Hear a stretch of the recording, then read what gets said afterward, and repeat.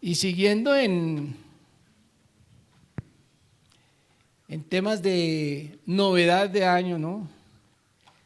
Quisiera presentarles esta foto, a ver cuántos la identifican, cuántos conocen ese lugar, lo han visitado.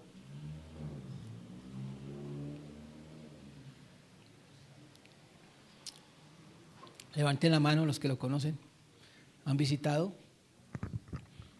¿No? Poco sale en las famosas cuadros, digamos, de sitios turísticos, ¿no? A nivel mundial. Pero esto es nada más y nada menos que el Monte de los Olivos. El Monte de los Olivos. Si usted quiere empezar a hacer planes para sus próximas vacaciones, puede empezar a pensarlo. No vamos a hacer aquí planes de viaje por allá, pero usted puede hacerlo personalmente. Aquí puede acercarse a Juan Carlos y Claudia que manejan planes de vacacionales, turísticos, ¿cierto? El Monte de los Olivos, no sé a qué le suena a usted ese nombre. ¿Qué le recuerda? ¿De pronto a alguien le recuerda algo? Por supuesto, de las Escrituras. ¿Algo se acuerda usted que haya pasado allí en el Monte de los Olivos?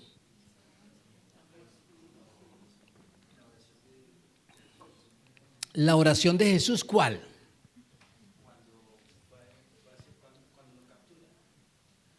Ok, cuando lo capturan, muy bien, es el famoso, la oración en Getsemaní. Pero es ahí, sí señor, tiene toda la razón. Getsemaní es en algún lugar, el huerto de Getsemaní, en algún lugar del Monte de los Olivos, efectivamente. Sí, ese es un episodio bíblico en el Monte de los Olivos. Es decir, a donde recuerden ustedes que él va precisamente después de la última Pascua que compartió con los discípulos, y es donde llora y donde sufre esa angustia, esa noche angustiosa de su antecedente a la muerte y de orar con los discípulos, pero que los discípulos se quedaron dormidos. Esos discípulos parecían de nuevo amanecer, se quedaron dormidos. ¿Qué más? ¿Alguien recuerda algo más en el Monte de los Olivos? ¿Algún otro recuerdo del Monte de los Olivos? Parece que no es muy contundente, digamos, las referencias que tenemos, pero es bien interesante, ¿no? Es un lugar, parece ser incluso, si ustedes miran, si miráramos de cerca la vida de Jesús en su tiempo aquí en la tierra, parece que él se movía mucho entre el Monte de los Olivos y el templo. Y muchas veces hace referencia de que se fue del templo y se fue al Monte de los Olivos. Parece que allí había algún lugar donde él se hospedaba, se quedaba o se retiraba para orar sencillamente, pero era un lugar muy frecuentado por Jesús. Incluso cuando él hace la famosa entrada triunfal a Jerusalén, ustedes recordarán el día aquel que la gente tendía sus palmas y sus vestidos, sus mantos en el camino.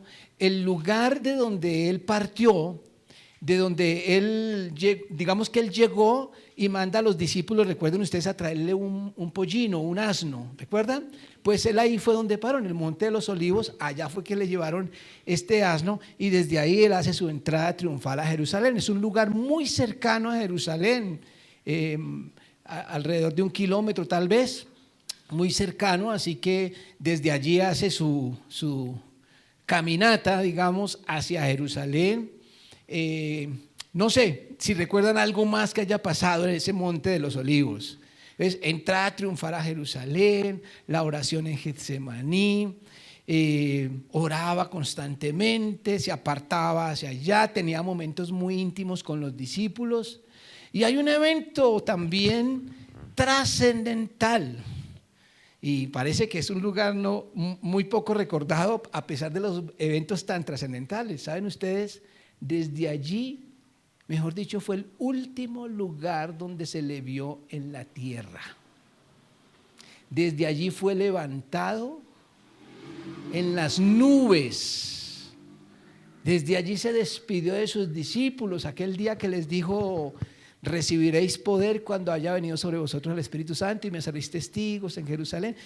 Se despide, se reúne con ellos, les da algunas instrucciones y es levantado en el aire. Recuerden que Lucas narra que ellos se quedaron mirando cómo se perdía entre las nubes y un ángel se les apareció y les dijo: ¿qué están mirando para arriba? Así mismo como ustedes le han visto ir, así mismo le verán venir de nuevo. Dice que es allí donde también es anunciada su segunda venida por este ángel. Y por eso el último lugar donde le vemos en la tierra. Hay una profecía que se menciona en Zacarías que incluso algunos interpretan como que también hace referencia a que su segunda venida también será en ese lugar. Porque Zacarías menciona, aunque Zacarías, como es el Antiguo Testamento, entonces las profecías a veces se complican porque no se sabe si se está hablando del primero o de la segunda venida, ¿no? A veces las profecías del Antiguo se confunden un poco entre la primera y la segunda venida, pero hace referencia a que posará sus pies en el monte de los olivos, aparentemente refiriéndose a la segunda venida. Así que encontramos este lugar como algo muy trascendental, interesante en la historia, y quisiera echar mano de este lugar precisamente para hacer mención a nuestro tema de esta mañana, que vamos a llamarle predicciones de Jesús en el Monte de los Olivos. Predicciones de Jesús en el Monte de los Olivos, porque precisamente allí en ese lugar fue que Jesús hace algunos anuncios a sus discípulos. Es una reunión muy especial, íntima, de esas reuniones íntimas con los discípulos para hablarles acerca del final de los tiempos. Evento que quedó narrado en Mateo capítulo 24. Y quiero invitarles para que leamos algunos versículos, no vamos a leer todo, solamente hasta el versículo 14, de lo que acontece en este lugar. Pero todo comienza, y vamos a mirarlo aquí parte por parte. Dice versículos 1 y 2, cuando Jesús salió del templo y se iba, se acercaron sus discípulos para mostrarle los edificios del templo. Como les decía, Jesús tenía una actividad muy dinámica entre el templo de Jerusalén y el Monte de los Olivos. Aquí dice que se iba, no dice todavía para dónde, pero salió del templo, él bajaba a predicar en el templo, a enseñar, y luego se iba al Monte de los Olivos. Y la gente llegaba otra vez al día siguiente a escucharle en el templo. Entonces ese era el movimiento de él. Y dice que cuando él se iba, se acercaron sus discípulos para mostrar los edificios del templo. Estaban saliendo entonces del templo. Estoy haciendo mucho énfasis como en los lugares geográficos, en este caso el Monte de los Olivos y en relación con el templo. Ustedes saben lo que significa el templo. Respondiendo, le estaban mostrando los edificios. Entonces Jesús les respondió diciendo: ¿veis todo esto? ¿Qué? Los edificios del templo. De cierto os digo que no quedará aquí piedra sobre piedra que no sea derribada. No va a quedar ni una piedra unida a otra. Este templo de Jerusalén va a ser totalmente destruido. ¿A qué está refiriéndose Jesús? Al lugar sagrado, al lugar santo, a ese lugar físico que los judíos tenían como tan importante para hacer sus celebraciones. Recuerden que el templo viene a ser una continuidad del tabernáculo, donde se sentía y donde venía la presencia de Dios en el Antiguo Testamento. Y ese lugar físico, los discípulos, parece ser, como judíos que eran, estaban de alguna forma como orgullosos, ¿no? Como diciendo: ay, nuestro templo, el templo de adoración a Dios, el templo judío. Y se lo muestran a Jesús como diciéndole a Jesús que también debería sentirse orgulloso de ese lugar, ¿cierto? ¿Veis todo esto?, dice. Y Jesús los mira y dice, sí, veo. Esto va a ser totalmente destruido. Bueno, ustedes recordarán por la historia cuándo se cumplió esa profecía. ¿Año qué? 70. Año 70, el templo fue totalmente destruido por los romanos. Así que no quedó piedra sobre piedra. Pero entonces, no sé qué sucedió porque, como les decía, desde el templo hasta el Monte de los Olivos hay aproximadamente 1 kilómetro, a grandes rasgos. Y lo último que dice Jesús es, mirando el templo y estando en la salida del templo, no quedará piedra sobre piedra que no sea derribada. Pero miren ustedes lo que dice el versículo 3. Y estando él sentado en el monte de los olivos, los discípulos se le acercaron aparte diciendo, bueno, no voy a ser, digamos, letrista para decir que no necesariamente se estuvieron callados durante todo ese tiempo, pero por lo menos en el relato de Mateo pareciera que hubiera un silencio entre las frases de Jesús y ese caminar, como que los discípulos de pronto se quedaron pensando, ¿qué habrá querido decir con esta profecía? Y esperaron a que llegaran al monte de los olivos. Posiblemente hayan imaginémoslos caminando en silencio y ellos echando cabeza.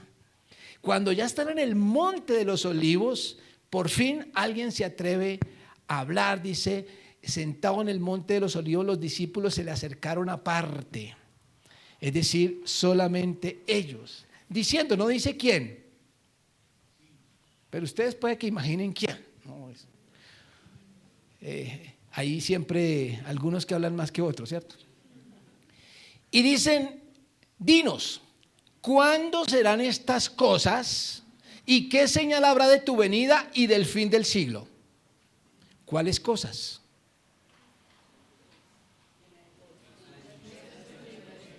¿Qué estaba en la mente? Lo que él acababa de decir. Puede ser que aquí en los versículos esté muy pegadito, pero en el contexto histórico hay un espacio mientras llegan a los Montes de los Olivos, y por eso digo que pareciera como si rompieran el silencio, eso que estaban cavilando en sus mentes, y dicen, ¿cuándo serán estas cosas? Pero ellos directamente lo asocian con algo mucho más trascendental. ¿Y qué señal habrá de tu venida y del fin del siglo? Es interesante la pregunta de estos discípulos porque, sobre todo hoy en día que nosotros miramos desde aquí, ya sabemos que el templo fue destruido en el año 70, pero los discípulos con la pregunta ¿a qué se estarían refiriendo? ¿Cómo entendieron? ¿Qué entendieron de lo que Jesús quería decir con que no quedará piedra sobre piedra? Pues ellos habían venido escuchando a Jesús diciendo que él iba a volver, que lo iban a matar, que lo iban a crucificar, pero que iba a resucitar y también que iba a regresar. Así que ellos directamente lo relacionan con ese regreso y dice, ¿qué señal habrá de tu venida? Y le añaden algo más, y del fin del siglo. Es decir, ellos ya están pensando en el final. No saben la relación que hay. Tal vez no saben tampoco lo que están preguntando. La pregunta comienza con ¿cuándo serán estas cosas? ¿Cuál es el interés que tienen? ¿Con respecto a qué? En cuanto a fecha, ¿cierto? La pregunta es ¿cuándo? Y también ¿qué señal? Entonces ellos quieren saber como que para no perdernos, aunque ellos no sabían ni tenían la menor idea de cuánto podría tardarse Jesús en volver, ellos no querían perderse, entonces querían como una pista, ¿no? Ustedes saben que cuando uno sabe con exactitud cuándo va a pasar algo, pues uno está más preparado. Como inclusive en algún momento Jesús llegó a decir, si uno sabe en qué momento se van a entrar los ladrones, pues ese día pues ni duerme uno, ¿cierto? Cierra mejor y uno está preparado mirando por la ventana porque le anunciaron, pero si uno no sabe. Entonces uno siempre quiere saber el cuándo, y los discípulos con respecto al final de los tiempos y a la venida de Jesús quieren saber cuándo, pero además una pista, señora Eri, una señal. ¿Qué puede pasar para uno saber que va a llegar? Cuando los discípulos hacen estas preguntas, me hace pensar que no hemos cambiado mucho. No solamente en cuanto al cuándo, sino en cuanto a lo que preguntamos. ¿A ustedes no les parece que teológicamente o religiosamente a veces en la iglesia, el creyente, ha estado acostumbrado a preguntar preguntas impertinentes, preguntas que uno dice, ¿y será que eso es lo importante de saber? ¿Será que eso es lo importante? A veces nos hacemos preguntas que inclusive los teólogos se pelean, discutiendo, se arman diferentes bandos y diferentes corrientes teológicas para decir, por ejemplo, si la salvación se pierde o no se pierde, si somos predestinados o si estamos marcados, o si el apocalipsis va a ser en este orden, si primero la tribulación, si primero la segunda venida. O sea, empezamos a hacer preguntas y bueno, yo he experimentado en mi labor de enseñar la palabra en la iglesia, en colegios, universidades, seminarios, que siempre hay preguntas tentadoras. Y digo tentadoras porque cuando nosotros estudiamos la palabra uno se siente tentado a responderlas puntualmente, ¿no? Como que esto es así. Pero a veces caemos en la trampa porque la pregunta que nos están haciendo muchas veces no es lo importante, porque nosotros somos más curiosos que realmente sabios en saber qué es lo que realmente necesitamos saber. Así que ellos preguntan sobre el cuándo. ¿Cuándo será el final? Y entonces Jesús, versículos 4 al 6, les responde. Respondiendo Jesús les dijo: mirad que nadie os engañe. ¿Cuál es la respuesta? ¿El tiempo? ¿La señal? No.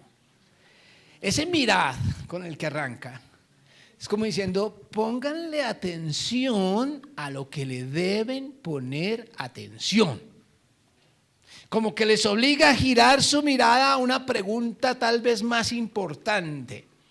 Mirad, eso es un imperativo, una exhortación fuerte.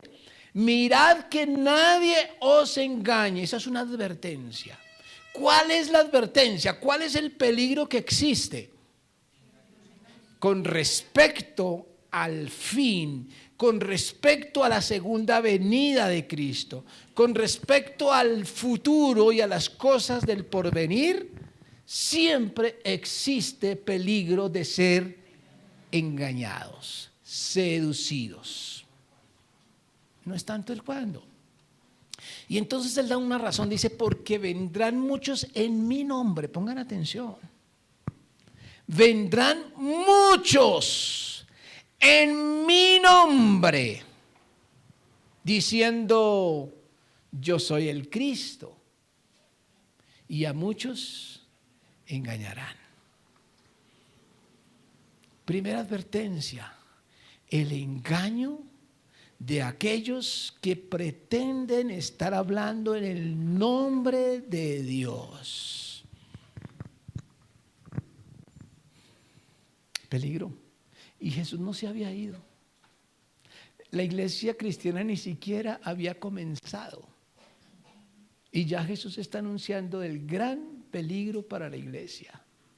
Ser engañados por personas que vendrán en el nombre de Dios. A veces uno piensa que cuando se usa el nombre de Dios o el nombre de Jesucristo o la palabra evangelio o el título de iglesia es suficiente para decir hermanos.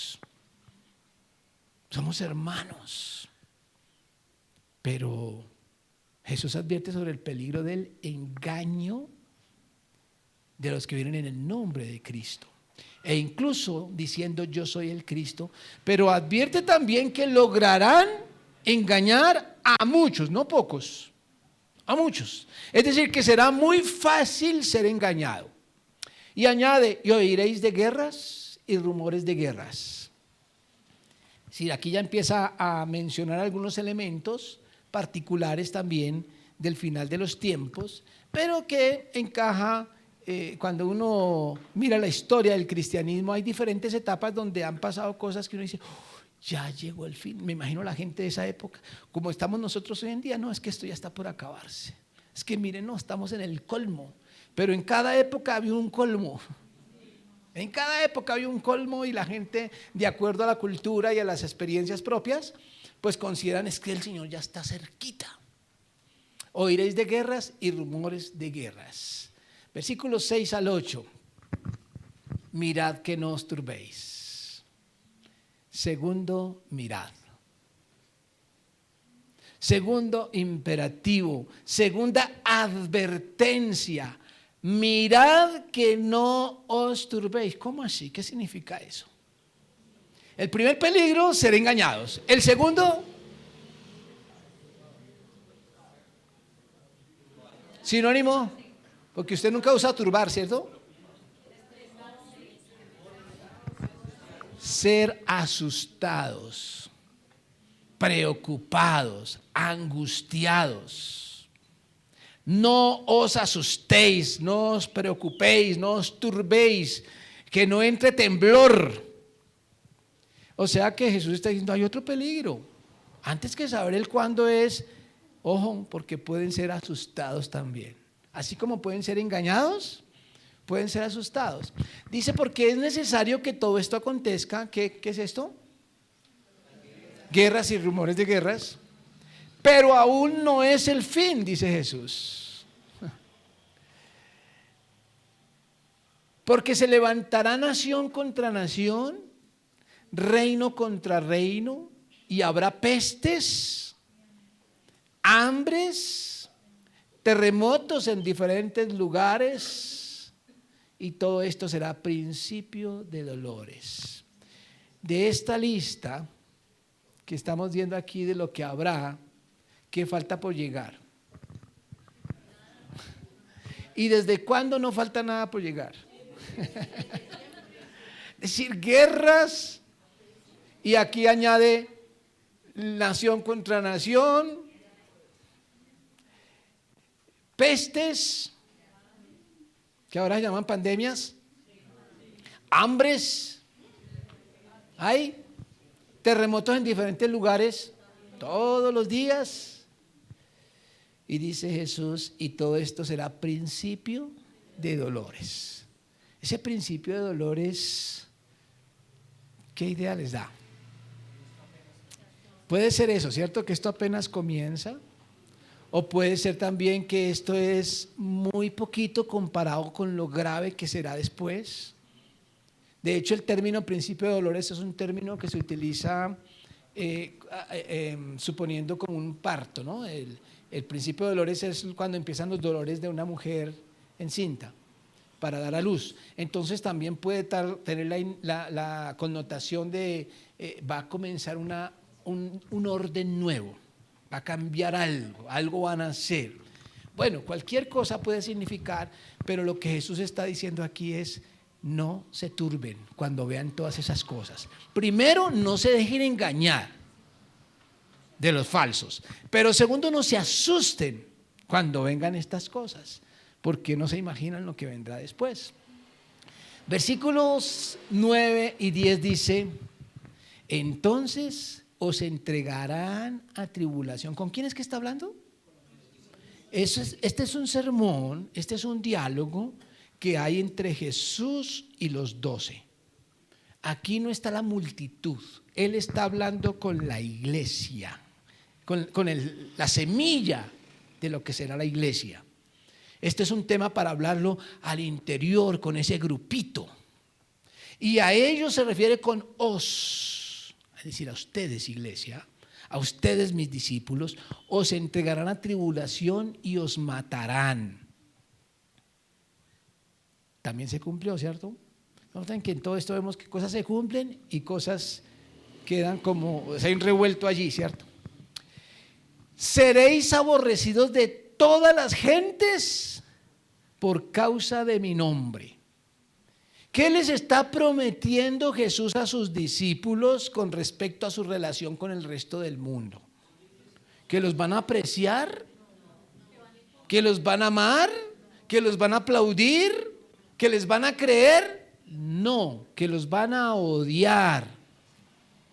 De todas las gentes, quiero decir, de todas las naciones, de todo tipo de personas, van a ser odiados. A los discípulos les pasó y todos ellos murieron como mártires. Pero la pregunta es, ¿solamente se refería a lo que pasó en ese tiempo? ¿O está hablando acerca de lo que los discípulos en un momento entendieron el final del siglo? ¿Será que la iglesia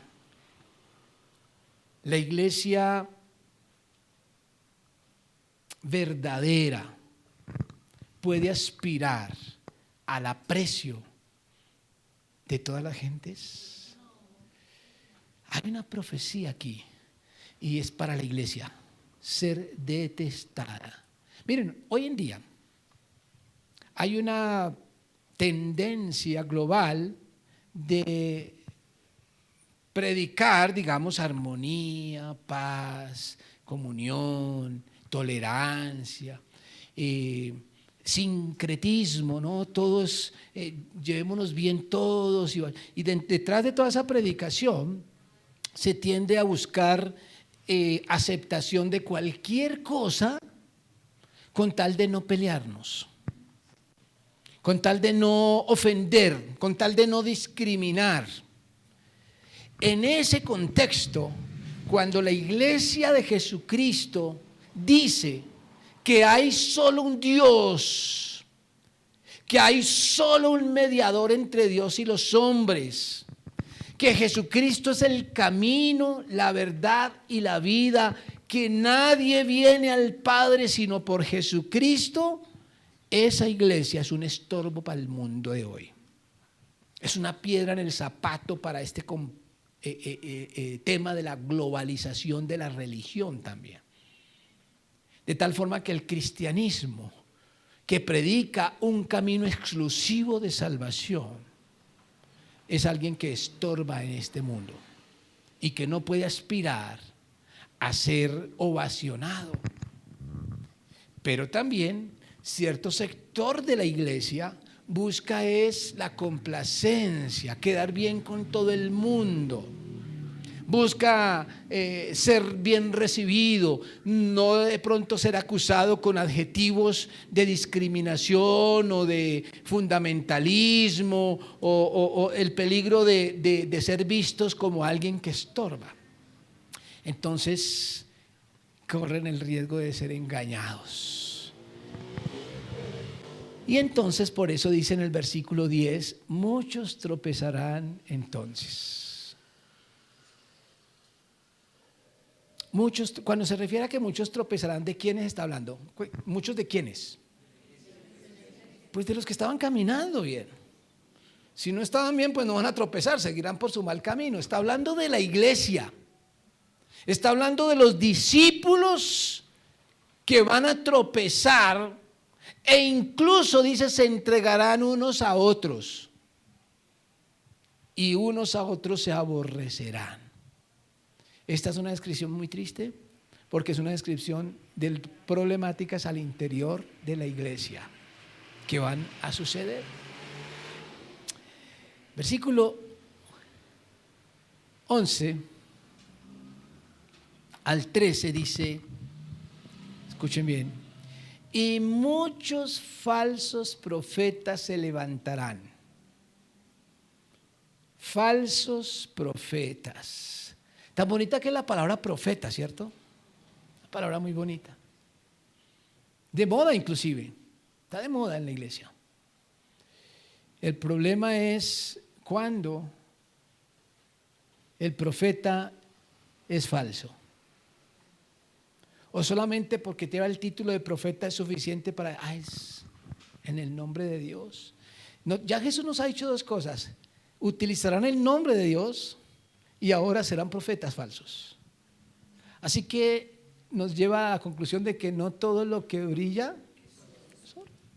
Hay que tener cuidado, no ser engañados, no ser confundidos. Falsos profetas utilizarán el nombre de Dios. Muchos falsos profetas se levantarán y engañarán a muchos, insiste Jesús. Engañarán a muchos. Y por haberse multiplicado la maldad, el amor de muchos se enfriará. El amor de muchos se enfriará. Es decir, que también afectará las relaciones en amor. Y cuando habla de esto, nos deja ver también que sigue hablando en el contexto de la iglesia, en el contexto de los que tenían amor, de los que tenían la verdad, pero que lograrán o que serán víctimas de los que les estarán engañando.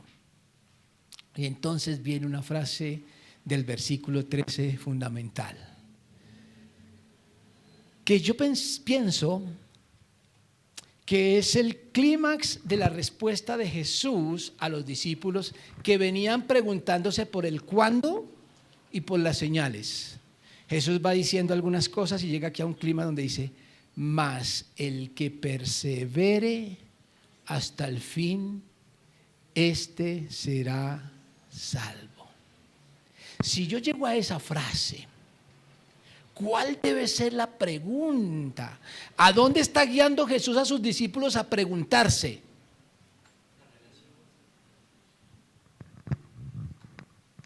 ¿Estoy perseverando? La pregunta es: ¿qué debo hacer para perseverar? Imagínense esta frase contundente de Jesús, que Jesús llegara con este discurso en medio de un seminario o una universidad cristiana, donde estén discutiendo acerca de si la salvación se pierde o no. Y entra eso y dice: el que persevere hasta el final, este será salvo. ¿Dónde queda la discusión? Cada persona, cada creyente, lo que se tiene que preguntar es: ¿cómo hacer para perseverar? Mi salvación está en juego. Ya Jesús ha dicho que los falsos profetas lograrán engañar, lograrán hacer tropezar, lograrán enfriar el amor de ¿quiénes? De los que habían creído. De los que habían creído van a tropezar. Así que Jesús advierte que solamente el que persevere ¿hasta cuándo? Hasta el fin. Este será salvo. Y ellos preguntan: ¿cuándo es el fin? ¿Usted sabe cuándo es el fin? ¿Saben cuándo llega el Señor? El día que te mueras. Ese es el fin del mundo y esa es la venida del Señor. Porque de ahí para allá no vas a saber nada más.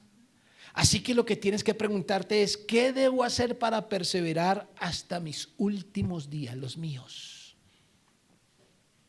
Porque el que persevere hasta el fin, este será salvo. Así que Jesús sí habla del fin. Ratifica a Jesús que sus profecías sí tienen que ver con el final de los tiempos. Y el versículo 14 termina diciendo: y será predicado este evangelio del reino en todo el mundo. A pesar del rechazo, a pesar del desprecio de todas las gentes, Dios permitirá que el evangelio verdadero del reino del cielo sea predicado en todo el mundo para testimonio a todas las naciones. Y entonces vendrá el fin. Dice que todas las naciones crearán. Dice que todos los seres humanos van a creer y aceptar el evangelio. No, pero lo habrán escuchado. Dice para testimonio, es decir, ¿qué es un testimonio? Evidencia. Para aquel que creyó es una evidencia de su salvación. Para aquel que rechace será una evidencia de su destrucción. Pero a Dios llamará a todos a cuenta. Pero Él se encargará de que todas las naciones escuchen el Evangelio y entonces vendrá el fin. Resumamos lo que hacia dónde quiere Jesús que pongamos la mirada. Que nadie os engañe, que nadie se asuste. Nos anuncia que la iglesia será aborrecida de todas las gentes por el nombre. Es muy interesante porque primero dice que los que engañan, engañan en el nombre de Dios. Pero también los que permanecen serán aborrecidos por causa del nombre de Jesús. Muchos falsos profetas se levantarán y finalmente será predicado el evangelio del reino a todo el mundo para testimonio a todas las naciones y entonces vendrá el fin. En medio de todas estas advertencias, quiero enfatizar la frase más importante de estos versículos. Mas el que persevere hasta el fin, este será salvo. Mis queridos hermanos, en este inicio del 2025, yo quiero invitarle a que usted se pregunte, ¿en dónde está en su perseverancia? ¿En dónde está su fe puesta? ¿Qué aspira para este año y para el resto de su vida? Recuerde que hoy es el primer día del resto de su vida. ¿Va a perseverar hasta el final de sus días? ¿O es una rutina? ¿Es un pasatiempo religioso? Porque su salvación está en juego. Aquí hay 3 elementos fundamentales en esta frase.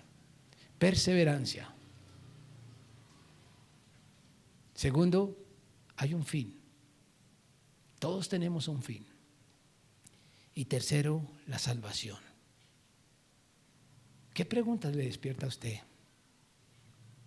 ¿Qué preguntas le hace hacer al Señor? ¿Cómo hacer para perseverar? Con base en esta advertencia de Jesús en el Monte de los Olivos, quiero presentarles el tema que nos ocupará este año en términos de meditación bíblica. Estaremos hablando acerca de la verdad bíblica, pero en un contexto de desafíos de hoy. Los discípulos tenían unos desafíos. La iglesia reformada tenía otros desafíos. Pero hoy nos enfrentamos a muchos desafíos modernos. Y la pregunta es, ¿qué nos dice la Biblia acerca de estos desafíos? Porque si no identificamos la verdad de Dios frente a los desafíos que nos rodean, corremos 2 riesgos: ser engañados o ser asustados, confundidos. ¿Quiere usted perseverar hasta el fin? No hay profeta que valga más allá de la palabra de Dios. Es la Biblia la única que nos puede iluminar el camino para caminar este 2025 y los desafíos que nos esperan. En diferentes aspectos nos vamos a enfrentar, nos estamos enfrentando a situaciones que o generan odio contra la iglesia o generan tentación para acomodarse a este siglo. Pablo también lo entendió cuando decía: no se conformen a este siglo, sino transfórmense por medio de la renovación de vuestro entendimiento. Así que les invito a que pongamos en las manos de Dios la meditación de la palabra de Dios frente a los desafíos que nos rodean. Cierra sus ojos y oremos. Padre, gracias por haber venido a este mundo en carne y hueso, por haber hablado entre nosotros como lo hizo Jesús, porque no hay mensaje más claro que las palabras de nuestro Maestro, de nuestro buen pastor. Gracias, Señor, por haber permitido que fundamentáramos nuestra fe, nuestra iglesia, en la roca verdadera que es Jesucristo. Señor, queremos construir nuestra casa y nuestra iglesia sobre ese fundamento firme. No permitas, oh Dios, que levantemos construcciones sobre la arena, sino que realmente podamos construir nuestras casas sobre Jesucristo y sobre su palabra. Que todo lo que hablemos, Señor, tenga como fuente el evangelio del reino. Yo te pido, Señor, en el nombre de Jesucristo, que cualquiera que se pare en este púlpito y que no vaya a decir palabra de Dios por medio de la Escritura, que tú cierres sus labios, Señor. Que tú impidas, Señor, cualquier mensaje que no provenga de las Escrituras, de tus designios, de tu voluntad, de tus mandatos y del carácter de Jesucristo. Dedicamos, Señor, este púlpito y este lugar como un instrumento para la predicación del evangelio del reino. Cueste lo que cueste, y sin importar las consecuencias que se ciernan sobre nosotros, que podamos enseñar siempre, Señor, la verdad. El templo puede ser destruido. Puede que no quede piedra sobre piedra de los lugares físicos, pero la verdadera iglesia no está construida con piedras y cemento, sino con Jesucristo como la cabeza y la verdad como fundamento.